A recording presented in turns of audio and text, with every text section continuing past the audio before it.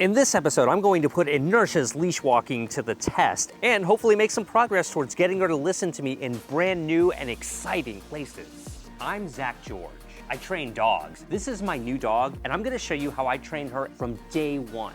Things definitely won't always go smoothly. You can start from the beginning, or you can pick up anywhere. Subscribe and hit the bell notification so you never miss an episode. When you put into motion an approach based on love and respect, your results will forever remain in motion. This is Inertia. Welcome to the dog training experience. Getting your dog's food delivered is ultra convenient, especially when you don't have to think about it. By going to PetFlow and choosing your dog's favorite brand of food and telling them how often you want it to be delivered, you'll never have to leave the house to get your pet's food again. Plus, every order from PetFlow helps to feed a shelter pet in need. Get $10 off your first 3 automatic shipments when you enter code ZAC30. I'll have a link in the description below. So today I'm hoping to take you along as we do some heel training in public. She's really good at home or in the driveway, but when you come to a place like this, things can be a little more challenging. I got my green juice and we're just gonna hang out here and let her adjust. And once I feel like she's adjusted and she's not like, whoa, what's all this stuff around here? Who are these people? What's that dog? Then we're gonna focus on training. Stay.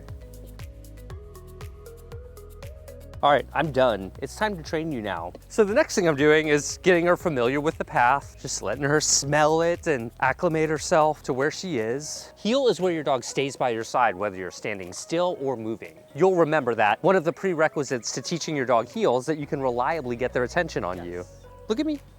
Yes. Look at me. Yes. Good. She's relatively adjusted now. We've practiced look at me. Now I want to practice putting her in the heel position and make sure that she'll do that willingly. She's feeling a little anxious today, and I suspect that's because she's ready to get into training a little bit more. Am I being too boring? Okay, I'll be more exciting. Come here. There we go. Look at that. Here you go. You know, earlier in the series, we covered how to teach your dog to spin into that position. And so that's something we've been practicing a lot. Come here. Heel, good, and then switch.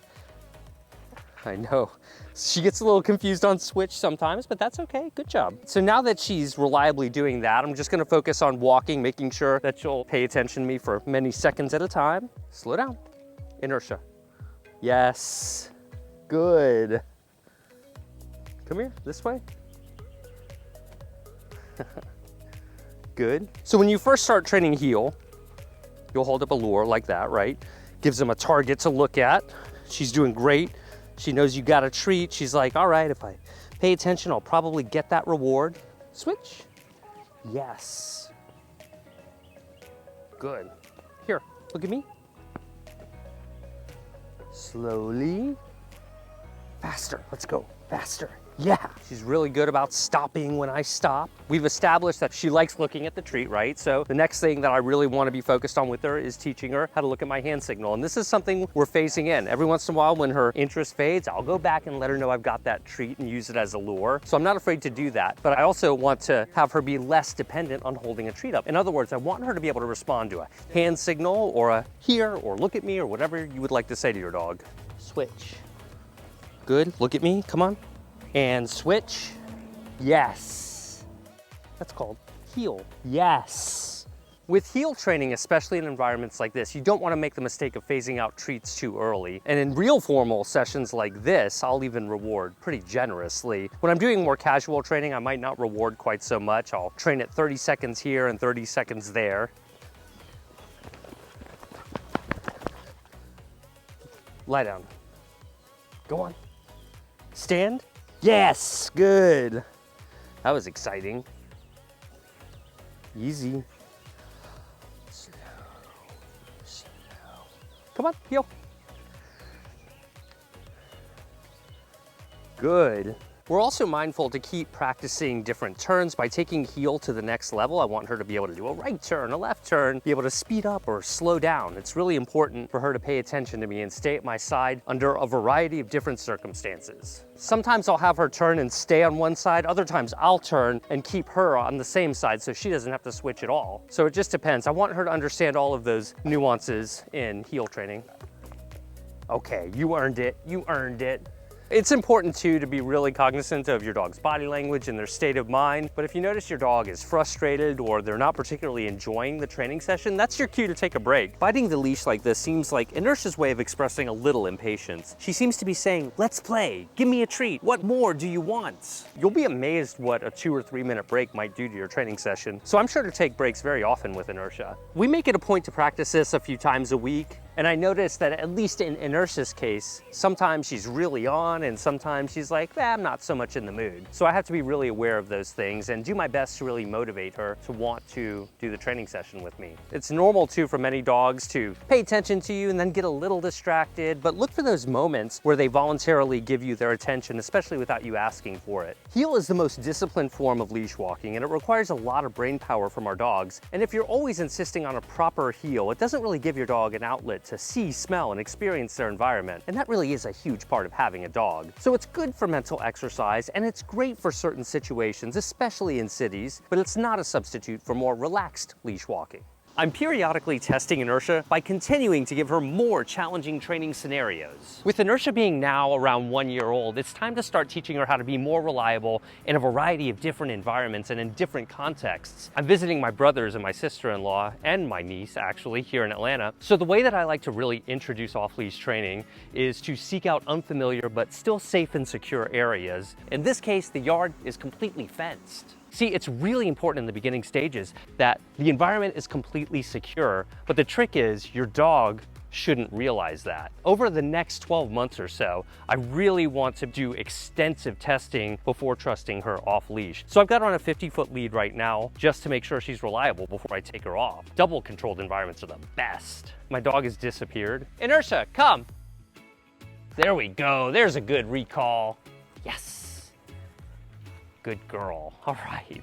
You might know that I like to give my dog some time to adapt and adjust in a new place.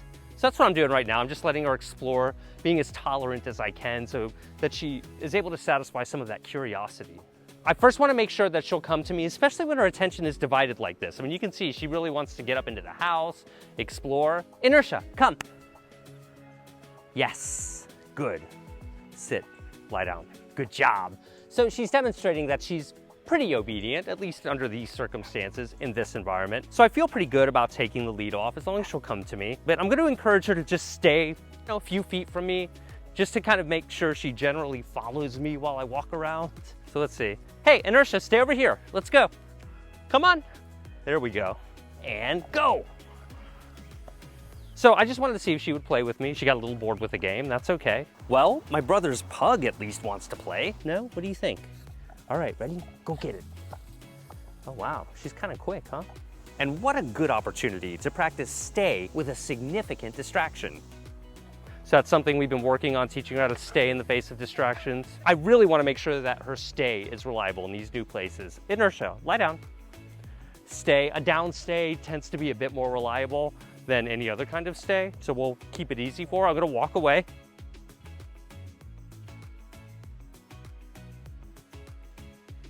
I'm gonna come over here. Don't wanna push her to failure. Okay, come. Good. Let's see how Inertia's Frisbee training is doing. Keep going. Keep going. Good, lie down and come around. Okay, this way, go.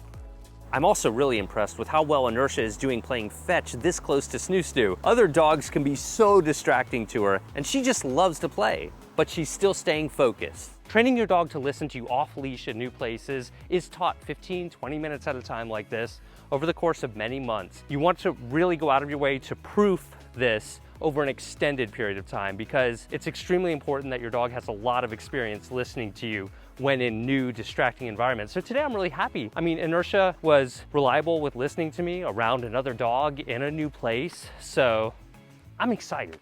Good job, Inertia. I'm proud of you. Get $10 off your first 3 automatic shipments from PetFlow when you use my special discount code ZACH30 at checkout. I'll have a link below. Subscribe to this channel and get both of my books if you want the maximum amount of help with training your dog. Follow us on Instagram and TikTok to see how Inertia is doing in real time every single day. All of the links will be in the description of this video. See you in the next episode.